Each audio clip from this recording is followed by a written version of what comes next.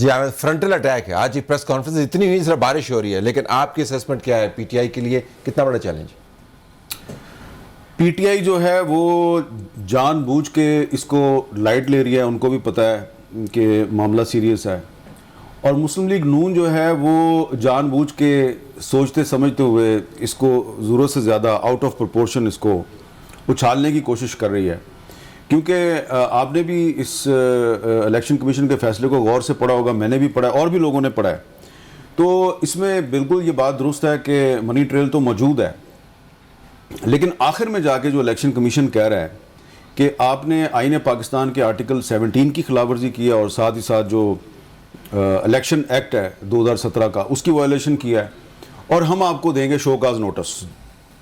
تو P T I اس پہ خوش ہو گئی ہے کہ ہمیں تو شو کاز پہ جو ہے وہ ٹرکھا دیا گیا, آگے کچھ بھی نہیں ہوگا. اور مسلم لیگ نون جو ہے وہ اس چیز پہ خوش ہے کہ وہ کمپنیوں کے نام آ گئے ہیں, کچھ انڈین نیشنلز کے نام آ گئے ہیں, کچھ فورن کمپنیز کے نام آ گئے ہیں, عارف نقوی کا نام آ گیا, تو وہ اس پہ بہت خوش ہو رہے ہیں. حالانکہ یہ ایک ٹپیکل ایک ٹیکنیکل اور یہ ایک لیگل پروسیس ہے جس کا کہ آغاز ہوا ہے, اور اب جب شو کاز نوٹس جائے گا تو تحریک انصاف جو ہے اس نے جواب دینا ہے. تحریک انصاف پہ الزام یہ لگایا گیا اس میں فیصلے میں کہ آپ نے ہم سے 13 بینک اکاؤنٹس چھپائے ہیں.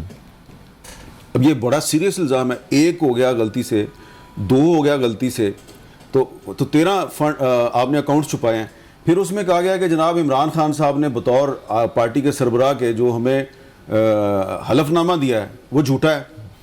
تو پی ٹی آئی کہہ رہی ہے نہیں وہ حلف نامہ نہیں ہے, وہ تو سرٹیفکیٹ تھا. وہ کہتے ہیں آپ کی لیگل بیک گراؤنڈ نہیں ہے, آپ کو سمجھ نہیں, آپ کو پتہ نہیں ہے. اور فواد صاحب کہتے ہیں کہ وہ کیونکہ چیف الیکشن کمشنر صاحب جو ہے نا ان کی لیگل بیک گراؤنڈ بڑی کمزور ہے تو اس لیے ان کو پتہ نہیں ہے. تو پھر آپ نے ان کو چیف الیکشن کمشنر لگایا کیوں تھا؟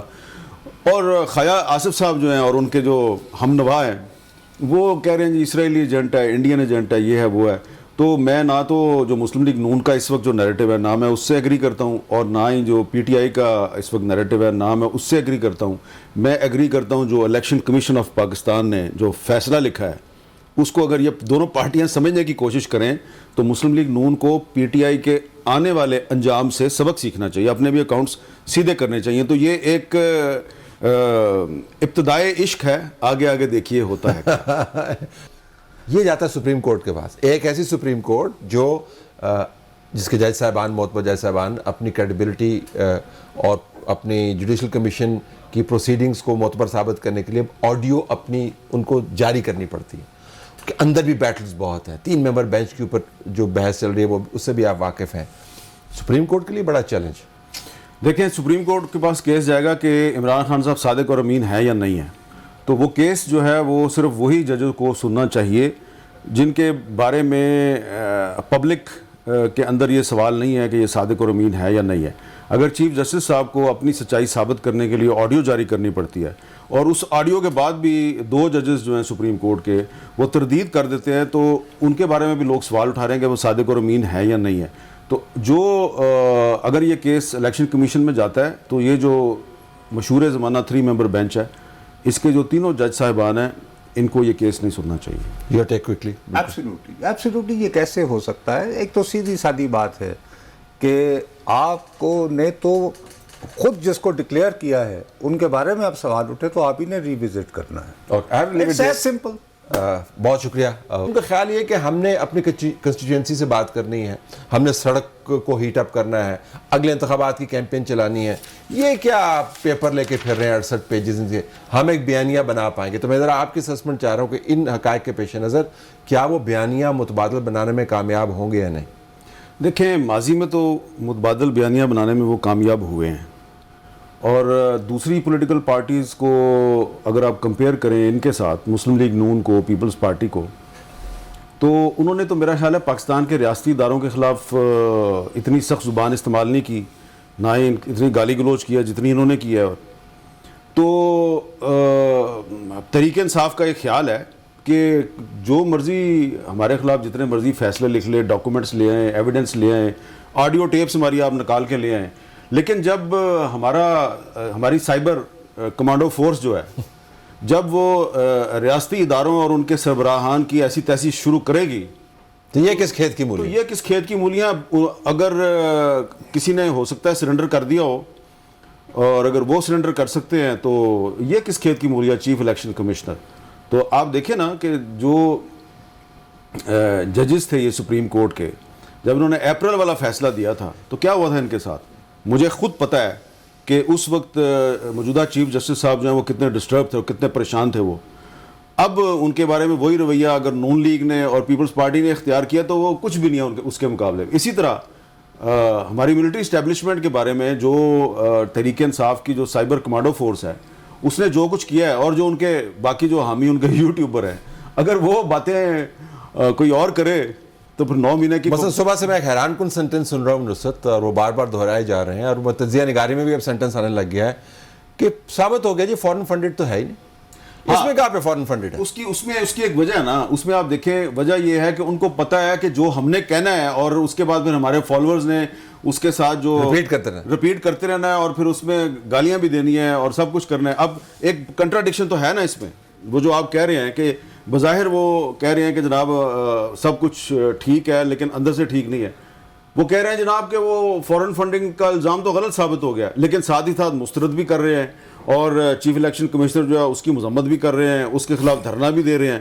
تو اتنی کنٹراڈکشن ہے ان کی, لیکن سسٹین کر لیتے کنٹراڈکشن. ذرا بتائیں کہ عمران خان سے کہ جی میرا لینا دینا کیا, نیچے لوگوں نے دیکھیں نا کس طرح کہیں گے عمران خان صاحب. اس لیے پہلی وجہ تو یہ ہے کہ یہ اسٹیٹ بینک آف پاکستان نے جو ان کے اکاؤنٹس ڈیٹیکٹ کیے ہیں یہ اس وقت کیے ہیں جب پاکستان تحریک انصاف کی اپنی حکومت تھی. ٹھیک, اور یہ 13 اکاؤنٹس میں یہ انہوں نے کیوں ڈکلیئر نہیں کیے, اور ان اکاؤنٹس کے اندر کروڑوں روپے کی ٹرانزیکشن ہے.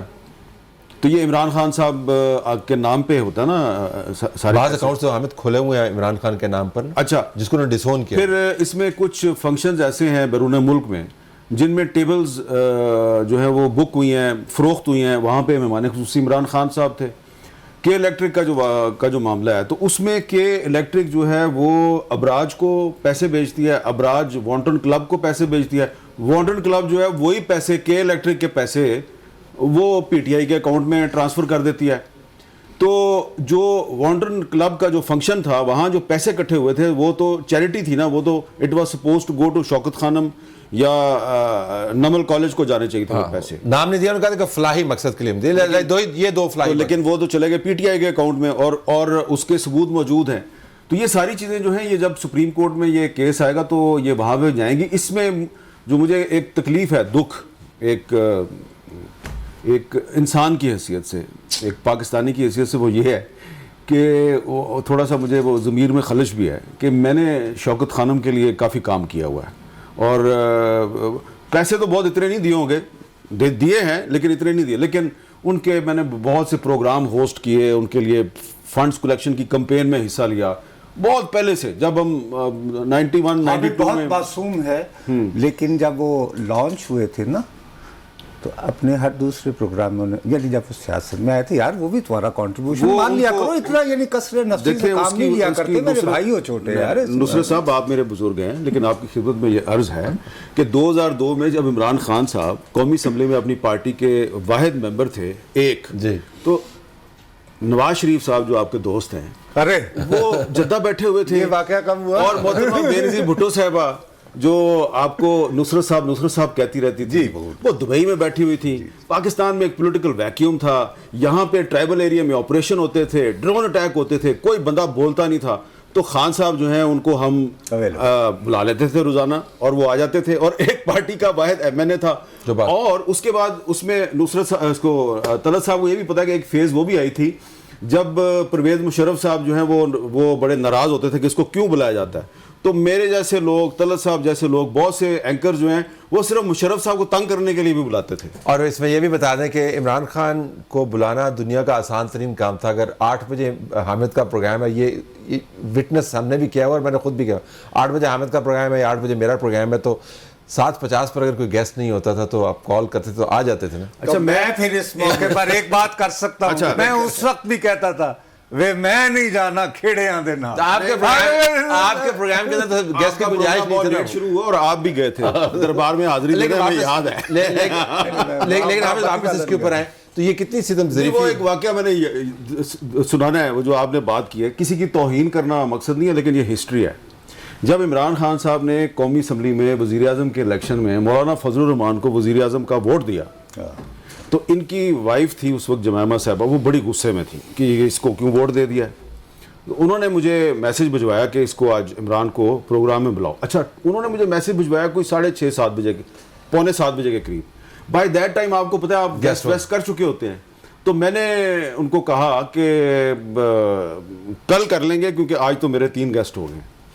تو انہوں نے کہا نہیں 10 منٹ کے لیے. تو میں نے کہا اچھا اس کو ایک سیگمنٹ کے لیے بھیج دیں, ہم اس کو چوتھی کرسی لگا کے بٹھائیں گے, تو اس کے بعد پھر وہ چلے جائیں اپنی وضاحت کر کے.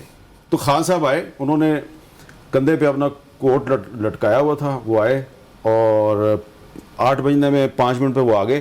ان کے لیے ہم نے چوتھی کرسی لگائی, وہ بیٹھے. پہلے گیسٹ, دوسرا گیسٹ, تیسرا گیسٹ, پھر چوتھے گیسٹ عمران خان تھے. انہوں نے کہا میں نے مولانا فضل الرحمان کو ووٹ اس لیے دیا ہے کہ میں اسٹیبلشمنٹ کے خلاف ہوں. یہ ان کا جواب تھا. اس کے بعد جب 15 منٹ پہ میں نے بریک لی تو میں نے کہا خان صاحب تھینک یو. کہتے ہیں حامد آپ کو اپنے پروگرام میں اپوزیشن کو زیادہ ٹائم دینا چاہیے, اس لیے میں اینڈ تک بیٹھوں گا. صحیح ہے. حامد نے پہلے بتا دیا کسی کی تصحیح مقصود نہیں ہے, صرف تاریخ بیان کر رہے ہیں.